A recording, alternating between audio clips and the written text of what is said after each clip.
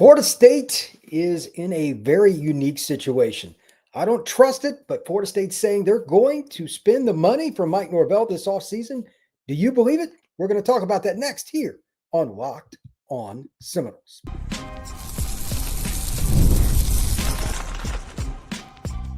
You are Locked On Seminoles, your daily podcast on the Florida State Seminoles. Part of the Locked On Podcast Network, your team every day. Welcome back into Locked On Seminoles for this live edition. I'm Brian Smith, longtime college football recruiting analyst. Thank you for making Locked On Seminoles a part of your day each and every day right here on the Locked On Podcast Network, the number one network in the land for all of your offseason additions and subtractions with the portal and everything else that we got going on with Florida State. It's going to be wild. And quite honestly, Locked On is going to have that for all the channels. So not just here. If you got something else you're curious about, what's going to happen, the disaster at UF or anything else, there's plenty of stuff there too. Today's show, though, we're going to be sounding off. I'm going to let Florida State fans in the chat and everywhere else have some fun with this. It's not a difficult thing to understand. There's a lot of frustration. The season's over. Please comment in the chat. If you have any comments, let it rip. Locked On Seminoles, this has been a very open community, and it's great. I have probably the best group that I can imagine in comments, and that's why I do so many mailbag shows. Tonight, I expect that to be one of the best as well. We're going to be talking about the NIL for the players. Before we get to the open-ended fan sounding off, how much is there? I want to speculate a little bit. I want fans to speculate a little bit. How much do you really think they're going to spend, and which players is Florida State most likely to lose on the defense side? I want to focus on defense tonight because of two reasons. Number one, until Tommy and Gus, we know for sure what's going to happen there. It makes offense a little more difficult to tackle. Number two, speaking of tackling, Florida State's got a lot of really good young defensive players. Not just kind of good. They got some really good players. There are going to be some people coming after them. So let's start there. I've got a list with a gazillion stats here. I did all this morning. My goodness. Or Sunday morning, like snap counts, years of eligibility, who's a focus, all that stuff. And I kind of went through and I'm like, man, I wanted to narrow it down to like three guys that they had to have. There's no way I can narrow it to three. So while it's fun to talk about adding players from the portal, 100%, I'm here for it. The number one thing that Florida State must do, without any question, is player retention. Amari Williams, Mandrell, and Daryl Desir. That's just a starting point for your edge players. Three guys that you definitely need to keep around. KJ Sampson, Kevin Wynn, Daniel Lyons. Like just some of those guys up front.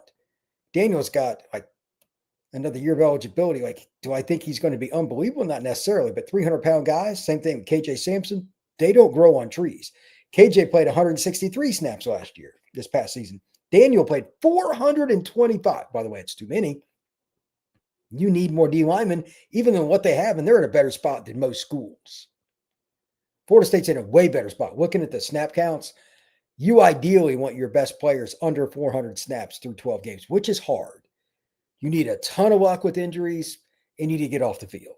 Florida State, just for reference, this next stat, is concerning, and it's one of the reasons I think they collapsed a little bit defensively at the end of the year. Darrell Jackson played 522 snaps. Way too many for big guys, especially playing in the state of Florida. But they're going to lose Shaheem Brown, Elijah Herring, Jerry Wilson, Jaden Jones. Does Jason Jenkins coming back? He's got another year of eligibility. He played 275 snaps. Justin Cryer could come back. He had 381 snaps at linebacker, good player. Kai Bates barely played at all, but he's got 3 more years. Charles Lester, he was freshman this year. He's a guy that should be able to come back and start to make a dent. KJ Kirkland has 2 more years. He played 240 snaps at safety. Earl Little, will he come back? He played over 300 snaps at safety. A guy like Deontay McCray wasn't super impactful, but he still played 296 snaps on the defensive line for the Noles. That's a lot. Blake Nicholson, a linebacker, 420 snaps. If you don't have him come back, I mean, think about that linebacker room. I'm going to get into that in a second. I'm just going to kind of read some of the numbers here.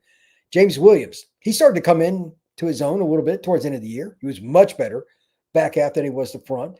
249 snaps. He's got another year. Quindarius Jones, he redshirted. He's got 2 at corner. Jabril Rawls, he's got 2 years, 374 snaps. Ashwin Barker, I'm curious if he's going to test the NFL waters because out of everybody that is in Florida State's defensive room, he's the one that fits the measurables the best other than Darrell. Like Darrell fits measurables beyond anything I can remotely talk about. But nonetheless, then you get into Daniel Lyons, 425, Mandrell, 340, Darrell Desir, his brother, 300. Kevin Wynn only played 40, but he was banged up and he only played in 4 games. They were smart. They redshirted him. KJ Sampson, again, he's got 2 years of eligibility, 163. So they've got all these guys that have eligibility left. So this is my 5. Here are the 5 guys that I think Florida State has to absolutely unequivocally go and get. All right. And just say, we want you a part of our program. We need to prioritize this. How do we make this better? Of course, you got to, in some way, shape, or form, if it hasn't already, you have to figure out NIL. But Amari, the Desir twins, Kevin Wynn, those 4, I think, are locks because defensive linemen are at a premium that I cannot put into any kind of a finite term. Shamar Arnaud is the other one that I find very, very interesting. The young freshman corner, he started to play a lot of reps towards the end of the season. I don't know how it snuck up on me, but the last few games he played a lot. 345 snaps for him. True freshman out of Georgia. Great kid. I had a chance to meet him at a game last year. Man, that's a heck of a start. You've got that group right there, 5 players, and that doesn't even count Lester. That doesn't count any of the other young players in the secondary. Kai Bates or somebody like that could come on. They're going to spend some money. But I don't know what Florida State's going to do next year because we're so far removed from or far away from the next season. And you got to go through the portal and spring and injuries and all that. But there are a ton of pieces on defense that any team, Ohio State included, be like, yeah, I'd take that guy. Those 5 players, I guarantee Ohio State would take in a heartbeat in the offseason. And no, I'm not saying I know that Ohio State's tampering and all that, although every school tampers. Those are the 5. Again, Amari, the Desir twins, got to have both of those. Got to have both the twins and Amari. And then you got to have Kevin Wynn in the middle. And I think Shamar Arnaud. Those are your 5 building blocks that are younger players. Here's my concern. Did you notice that I didn't mention a linebacker yet? I don't know what's going to happen there. That was so up and down. You know, like Stephon Thompson's done. He played a bunch of reps. He actually played pretty well for the most part. I mean, they didn't play against the run that well, but he was at least around the ball a lot against UF. Fair enough. Linebacker, like how many guys are they going to take? It's probably a bunch, right? Probably a bunch. It's probably more than I thought. Positionally, that's number one. My second question, how much does Florida State spend on its defense this offseason? Are they really going to focus on it / in positionally? I'm just curious. Would you try to divvy it up like this is how much we can spend? Because while linebacker is arguably the least important position on the field, you can't be in a spot like Florida State was this year where teams like Pittsburgh, Miami, et cetera, just torched you in the middle of the field. They're probably going to have to spend more than they would like to admit. Finally, poaching, it's going to raise prices in general. I'm not talking about for Florida State, but I'm talking about for everybody. How far, again, this is the overall theme. Just a reminder, how far is Florida State willing to go for next season, specifically for 2026? I personally think, and this is going to be a constant theme throughout the offseason on this show, that they should dump a lot of the money into high school and play the long game. That's how teams win championships. Ohio State supplements with the portal. Texas supplements with the portal. Georgia supplements with the portal. Florida State's got to get away from that, but they're also trying to make sure Mike has some success next year because the administration's trying to save their jobs too. This is the fascinating part of college athletics. Some grimy to it as well. I don't know what's going to happen there.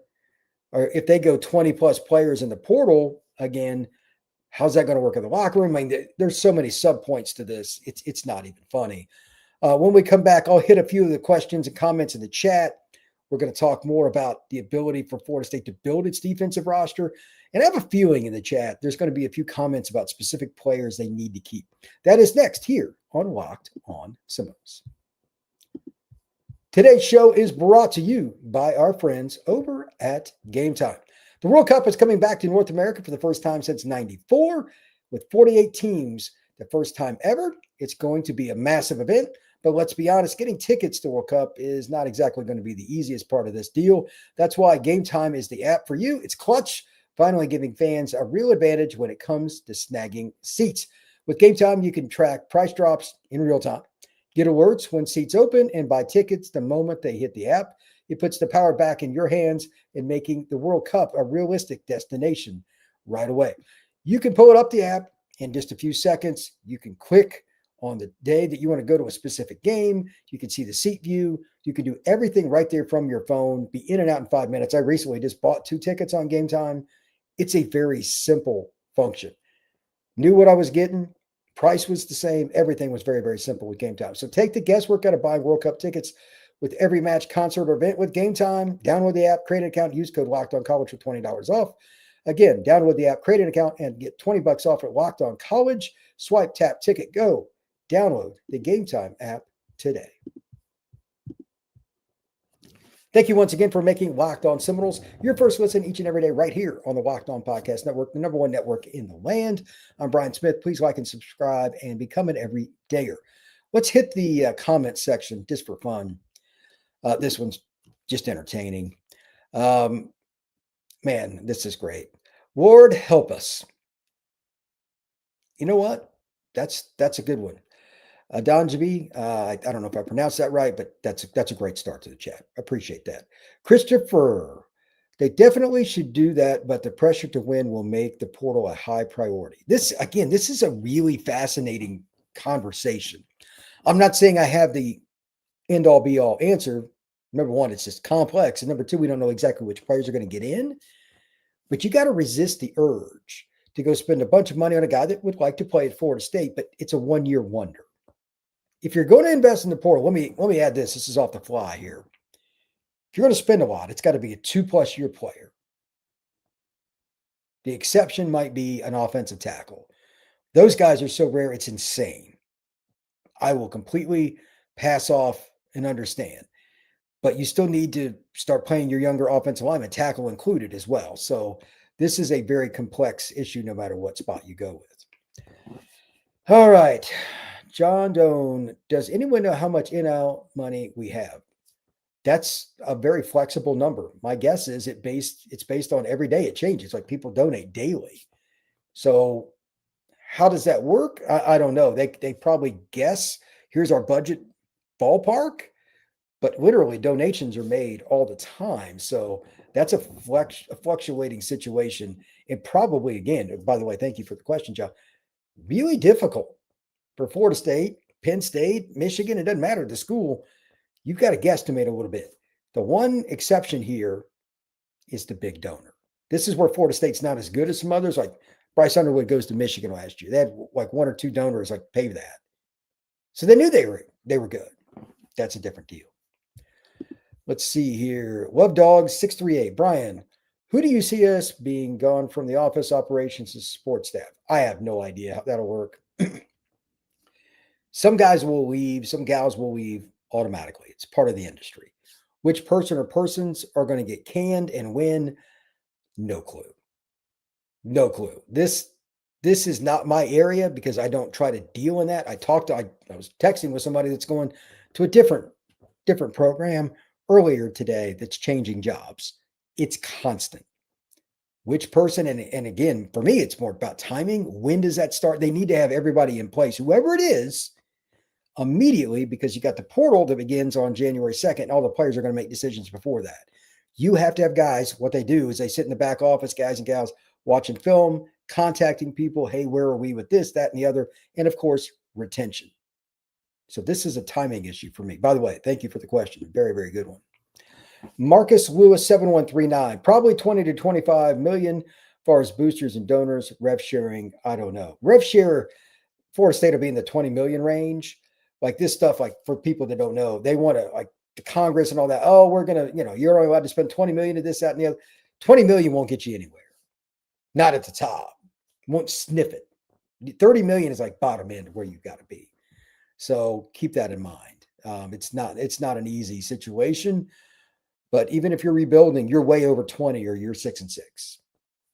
That's the way it is, because you got Florida out of conference and you got Alabama out of conference, and you still got to play. I believe they play off the top of my head here. They got Miami on the road next year.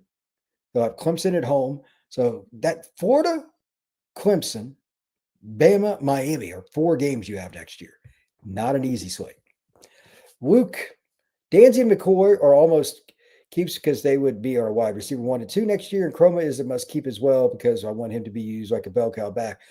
I agree with all that. I'm going to focus on defense tonight because I want to see what happens with quarterback, because that changes the dynamic, how much money you have to spend on offense, maybe what offense you're going to run.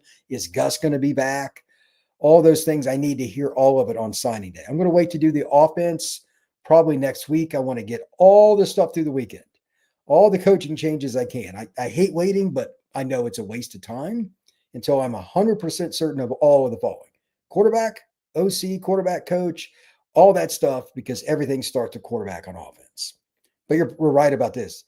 McCoy, Danzy, those guys, that's one heck of a start there too. Florida State will not be derived of talent. We are 9th of Division I teams, about 550 million. Oh yeah, like how much they spent. I saw that report on X. I don't know how accurate that is, but they're not broke by any means, but they're also in a circumstance they don't want to spend too much now because they know they're not ready to compete for a title. So again, there's so many layers to this. Christopher Kirby. It starts at quarterback. 1 for now and 1 for later. Who could be available? I think I was speaking with somebody on another podcast today that for Florida State and every other school, you're going to see a lot of FCS G6 kids that, for whatever reason, are at that level that hit, meaning they proved themselves. Therefore, they've been doing well. And remember a couple of years ago, Florida State, or last season, 2004, they took all those guys that didn't work out at Georgia, Bama, etc. You're not going to see that as much anymore. You're going to see teams go with guys that, no matter what the level is, were productive and healthy. That second part's very big. Your best ability is your availability. That's something that a lot of coaches talk about when I see them in some way, shape, or form. They discuss that. That's also very vital. So especially if you've got these guaranteed contracts or anything close to it, they need to make sure they're getting their best out of them. Novatal, is Norvell too close to his players? I have no idea. That's a great question. Define too close, like buddy. Sometimes people probably talked about Bowden that way in some ways, shape, or form too. He was known back in that era, 80s to early 90s, probably the ultimate team guy as a coach, buddies with a lot of them. It obviously worked for him. Maybe it does or doesn't work for Norvell long term, but that's a really interesting question. I'd like one of the local beat writers to talk about that. But it seems like Mike is pretty popular in terms of just being a nice guy. Is that good? Again, everybody's got their own opinion. Logan Cruz, 97-69. Which one was worse in the Florida game, defense or offense? Boy, that's I'm going to say defense because they gave up 266 yards to one guy. That's just terrible. Jay Corner 17. What are your thoughts on our strength conditioning and nutrition staff? And do you see that as part of the issue and is change needed? I actually don't know how they really go about it. Like, you've got to go through a workout with them or see them do it, and they don't let people do that stuff intentionally. But Florida State, for all its size, like Florida State is massive, even by the elite level FBS programs. Think about the D-line for FSU, how big it is. They couldn't stop the run. Now, is that all on like the strength staff? Of course not. Is it nutrition? No. There's a combination of things. But I think after your second consecutive losing season, it is fair to evaluate all aspects of the football program: nutrition, trainers, sleep patterns for the players, anything you can imagine. They need to be evaluated. Why would they not be? I mean, Florida State has won 7 games in 2 years. That's ridiculous. That should never be the case. Let's see. This is a good one. It'll be interesting to see how the new program structure will be like. Amen to that. Marcus Lewis, we need Byron Brown, get him to tally. For those who don't know, he's the quarterback that was at USF. Alex Golish is going to Auburn. I have no idea what's going to happen with Brown, but I'm sure he'll have plenty of offers. Rod Stoudemire, 6966, what's going on? Recruiting overlord, FSU is building a nice group of skill position players. Bogs along the addition of Shaman Abadano's receiver and bevy good backs. Development remains the question. Tremendous post. Could not agree more. Florida State's got to figure that out in like pronto because it's utterly ridiculous. It's utterly ridiculous. All right, I'm going to hit a quick break. When we come back, we're going to continue on. Ask your questions. Bring up any players that you would like to know about, my thoughts, your thoughts, situations. Let's talk broader college football because Florida State's competing here. Their roster is going to get poached. There's going to be a couple guys leave. It's inevitable. Who are they going to be? There's so many different things to talk about. That is next here on Locked On Seminoles. Today's show is brought to you by Omaha Steaks. The holidays always feel a little easier when you already know the perfect gift, and Omaha Steaks makes it almost too simple. Whether you're treating yourself this season or sending someone something memorable, like to your family, to your friends, Omaha Steaks delivers handcrafted perfection right to their door. And this week is the best time to jump in because the cyber sale is actually here. The deals are huge. So if you want steaks, Omaha Steaks has got it. You want burgers? Sure. They also have sides, comfort meals, and all kinds of different little things like desserts that you could get. Maybe you send some to mom, maybe you send some to your friends, or just keep them for yourself. Save big on unforgettable gifts with Omaha Steaks. Visit omahasteaks.com for 50% off site-wide, an extra 20% off select favorites, and that's during the cyber sale. So an additional $35 off as well if you use promo code COLLEGE at checkout. That's omahasteaks.com, promo code COLLEGE, terms apply. See the Omaha Steaks website for details. All right, I'm just going to ask this open-endedly before I dive back into the chat. Are you concerned about any specific defensive player for Florida State to bounce? If yes, why? I'm not sure. Personally, I haven't heard anything yet. Of course, the season just ended. As I do this show on a Sunday night, it'll go up Monday morning for those of you that are curious. 3 a.m. for audio, 5 a.m. for YouTube. I'm not sure, but I anticipate even teams like Ohio State, Indiana, Notre Dame, Georgia, everybody loses somebody. Like David Wilson left Georgia last year. If they had him, they'd be the favorite to win it right now, probably. He was maybe the best power pass rusher in the SEC this year. He was certainly right in that mix. Who are you going to lose and why? So it's concerning, but you got to be honest. There's probably going to be somebody. Let's see. Carlos Allen, 1634. Brian, would you dump Tony White for Travis Williams, at least for nothing else but recruiting? Okay, let me make a broad general statement here. Number one, I don't know Tony White. I do know Travis, great guy. Elite recruiter. Florida State, if they made a move, and I have zero idea if they're going to make one with defense, because of all the money concerns, I doubt there is a move, just to be honest. But you have to hire somebody you think is an elite coach first. After what we just watched, 266 yards rushing. And I know Jaden Ball is good. 266? Come on, bro. That's not good enough. Travis just got fired at Arkansas. He didn't have a ton of talent, but it is what it is. Juan Carlos, who fits Tony's D? Well, here's the question. If you're talking about on the current roster, I think some of the safeties did a pretty good job of adapting, but the linebackers didn't. Like, I'm not sure anybody was a great fit because they couldn't cover me. So that's a problem. Like, not trying to be funny. Like, legitimately, not that this is realistic. They probably need about a half dozen linebackers in some capacity in terms of coverage ability. And a couple of them would work out, a couple wouldn't, a couple get hurt, blah, blah, blah. Like Nicholson's got a year left. They've got the young kid, Jaden. I forget his last name. He's Thumper, the kid from South Florida, good player. They've got a couple guys like is Maycock coming. In some way, shape, or form, they need minimum 4 guys from the portal and recruiting that can play next year. So that's the first thing, because I don't know how many defensive guys at linebacker they have returning that you trust. And in the secondary, again, is Ashwin Barker leaving?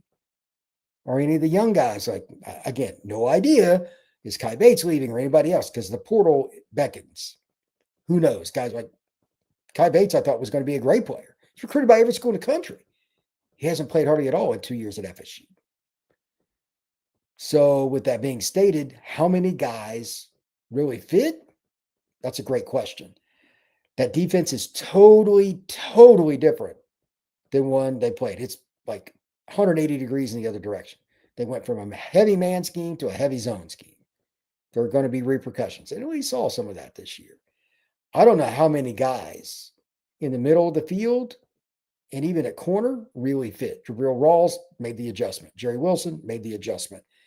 Some of the safeties did. Ashwin Barker, etc. But are they where they need to be? They're probably about a third of the way. This roster is a long way to go to fit Tony's defense, which is a very, like, it'll work, but you need a very specific kind of player. I don't think it's one that's going to work because it's so mental. I'd rather Florida State run a little more basic and just go after people. That's what Mickey did. We're going to out-recruit you, use speed, use size. We're just going to overwhelm you. It's not going to be shocking, but we're going to overwhelm you. I think that's the better fit. And we'll see if Tony's back. Catnip must get rid of Castellanos, Nicholson, Chroma, and Squirrel. Why? Why would you want to get rid of Chroma? Like Castellanos, Nicholson, like I'm not really sure. Squirrel's done, I think, eligibility-wise. Rod Stoudemire, Gus needs to move on. Quarterback power, is my opinion, is outdated. I think it's very risky. We have skilled players. We should get them involved as much as possible. Like, no argument. The one thing Florida State still doesn't lack, the wide receiver room is really good. Talent-wise, they had 3 guys that'll play in the NFL in some capacity, and that's with Boggs being banged up a lot of this year. Wide receiver is not a problem. Florida State needs linemen. They need linemen, and they need linemen. And then, of course, the linebacker spot is the one sieve that we've no idea how it got this bad, but we're to that point. Andre Buggs, I would play Sperry and grab a quarterback to compete for the starting job. I would too. But if you're bringing Gus, I'm just going to throw this out there. This is my opinion. If you're bringing Gus Malzahn back, he's going to want Tommy. If Tommy gets that waiver, and allegedly he's going to try to get it, I don't know the process there. He played in a 5th game when he was at UCF as a bowl game. I don't think that they'll hold him back from doing that, which it would be wrong. But we'll see who's the next year's quarterback. Luke, I don't think there's any chance Tony isn't back next year with most of the defensive staff. But Gus, I'd put it 60-40, he's gone. Luke, why do you say that in regards to Gus? You think he just wants a different gig? You think he wants a head job? What's the reasoning behind your philosophy?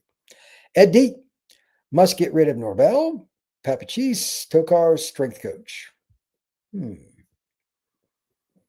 Norvell isn't going anywhere, obviously, so that makes this a little bit awkward, but still. Logan Cruz, do you think we need to create a whole new entire team? I wouldn't go that far. I would say there's a really good core, like I've been talking about. There's a really good core of players at Florida State University. However, big if here. Do we think Florida State's in a circumstance where we truly trust them? I mean, seriously, do we really trust them to make the right decisions to supplement? Just as an example, not many teams have the Desir twins, Amari Williams to start. And then, oh, wait, what's that guy's name? Oh, yeah, Kevin Wynn. He was the most highly rated of all of them. He was just banged up this year. He's a 330-pound mountain in the middle. But you got to supplement those linebackers because those guys eat up blocks, blah, blah, blah. You got Daniel Lyons, KJ Sampson. Did Florida State do anything with those guys? They got shredded by Florida, who sucks. So are we sure that's the right group to be doing that? It's like if you have a $100 bill, but you're only allowed to spend 50 of it, it's not really a $100 bill. Go get your change, you hand out $50. That sucks. That's basically the way Florida State played because they didn't have enough guys bought in this year. Pick a spot. It was really, really awkward. Really awkward. Rod Stoudemire, unpopular opinion. I'd like to see Tony one more year. I mean, there's nothing wrong with that, but I just don't know if they have the personnel to run his scheme. Nope at all. Any chance we see a surprise flip to Florida State, that quarterback from Houston? I mean, there's no chance they're going to get that kid. You're talking about Keyshawn. He's special player. He's going to go play for the Cougs. That's what he wants to do, man. The Twins, are they coming back? To my knowledge, they should be, but the reason I bring them up so much is they're going to get offers that are ridiculous. Freshman D linemen that are good, I mean, truly good, are so rare. So rare. And you get two of them because, they're twins. Guys that are good with size right out of the gate, yeah, that's not common. I'm curious to see if Florida State can keep him. Again, Amari Williams, the twins, Desir twins, got to have those. Kevin Wynn and Shamar, no, those young 5 players. Got to keep them, and that doesn't even count Jabril Rawls. That doesn't count any of the young safeties or other corners. Kai Bates, maybe. I don't know who it's going to be. Quindarius, they've got all kinds of talent. Who fits? Who wants to be here? Can they get it done quickly? The portal does beckon. Jared Williams. Mandrell, because he's a dog. Win, because he has major upside. Kind of out of left field, but Tywin Lee, again, upside. Tywin Lee's another one. He just didn't play much this year. He was a freshman. I have no idea. But Florida State, again, their defensive line, their young D-line is ridiculous. Jesse Harold, another young one. They have got tons of young D-line. It's a slow process. How will that work? I don't know. But it's not like they have any dearth of talent. Florida State's in a really good spot there. Luke, just pay the young guys and play all of their next year for the love of God. They would actually be better next year, in my opinion, if they did that versus going to portal so heavy like that the last 2 years. Amen to Luke's post. No doubt about it. Let's see. Williams, I'm excited about. Gerard Williams says, look, Amari Williams is one of those rare guys athletically. He's a great kid, too. I had a chance to scout him in high school. He has so many tools. Now that he's focusing on being an edge guy, I think his upside is through the roof. Let's see. Florida hadn't scored over 30 all season. Andre Buggs. That's how bad Florida State was. Alejandro. Brian, big fan of yours. I love the Canes. Great job by you. Thank you. Truly appreciate it, man. Truly appreciate it. Let's see here. We'll get a couple more in to wrap her up. Luke. Mandrell has a legit chance to be a top 5 pick in the NFL draft. If they lose that guy along with his brother, I mean, gosh, next season is going to be over before it even starts. Yeah, you can't, from a political standpoint, you can't lose guys like the Desir twins, Kevin Wynn, Amari Williams, anybody. I don't care, Jabril Rawls, whatever player you want. Guys that are starters that were quality players for you, that's not going to go well. They need to win those battles. But remember, that money also comes out of the same kitty to go get players. So I'm curious how that turns out too. Quentin Williams, 89-15. Defense needs to go back to a 4-3. 100% agree. Especially now that you don't have Darryl. Jared Williams, pot roast, it's been a disappointment. It was kind of weird. I thought that they would be better, but they just weren't consistent up front, man. They just weren't consistent. Few last comments here as I wrap up this edition of Locked On Seminoles. The next week, we got on Wednesday, a couple of days from now, we're going to have National Signing Day. Before anybody asks, and I purposely didn't dive into it tonight, no clue. No clue how many players Florida State will sign, lose, gain. There's been so much going on with the portal, with the end of the season, with the college football playoff, all of that I have not delved into the recruiting ranks. And a lot of that, I get phone calls and texts from different guys, agents, players, parents, all that kind of stuff. But with the staff just newly being retained, I'm not sure how recruits are going to take it. A lot of the kids that were committed to Florida State, they like Mike, or else they wouldn't have committed in the first place. However, I don't know what teams are using against the Noles, but I'm guessing it'd be something like this. Why would you go there? The only reason he's still there is that the contract's too big. They didn't want to eat it and fire him. Is that going to impact anybody to the point they would flip away from Florida State? I couldn't tell you. But that's going to be used against FSU wholeheartedly. That's a lock. So these are some of the things coming up. Going to talk a little bit more about FSU's recruiting on Tuesday show, then Wednesday. I'll do a show at some point on Wednesday afternoon. Maybe a short show just to kind of go over it. Depends on when Mike has his show, his press conference, I don't know. But again, I have no idea what to expect there. Also tomorrow, I'm going to kind of look at a big box of the ACC. Just a reminder of why FSU needs to get out of Dodge. Like, for the love of mankind, Duke is 7-5, and they're in the ACC title game. Florida State is part of a league that didn't think far enough ahead to put some all-around parameters. Even if you're at the top of the league, you can't be in the title game if you're 7-5. You got to go. That's just not good for the league. There's so many problems with the ACC. I'm sure a lot of you are going to want to hear about that. I'll talk about that some on Tuesday. But thank you once again for checking out Locked On Seminoles. I'm Brian Smith. Everybody have a good one. Thank you for stopping in tonight.